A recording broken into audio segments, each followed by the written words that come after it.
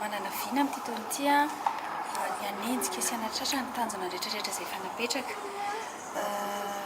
Moine Jeanne d'Arc dia formation professionnalisante no atao na dia parcours académique aza no naraha-mpianatra an'izay. Izay dikan'izay zavatra tiako tenena izay dia hoe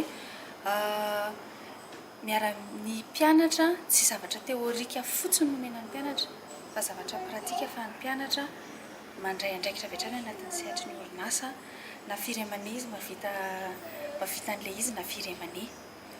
Izay zany no tanjona tratrarany Jeanne d'Arc anankiray izay. Faharoa mamoaka promotion voalohany Jeanne d'Arc amin'ity taona ity dia ho hitantsika taratra amin'izay zany amin'izay fotoana izay mbola iantso anareo rehetra ihany izay hoe aneo an'izay famoahana mpianatra izay sy ahita hoe aiza ny valeuran'ny Jeanne d'Arc par rapport amin'ireo université maro samihafa eto Madagasikara ireo. Maro dia maro mantsy izy ireo. Ny anisany mampiavaka ny Jeanne d'Arc manokana dia araka ny fanazavana sy ny zavatra nytenenin'ny recteur teo ny resaka hoe formation assistée. Mety hiteny zany hoe tsy LMD zany fa LMD ilay satria ny assistance au maître Jeanne d'Arc dia assistance par internet.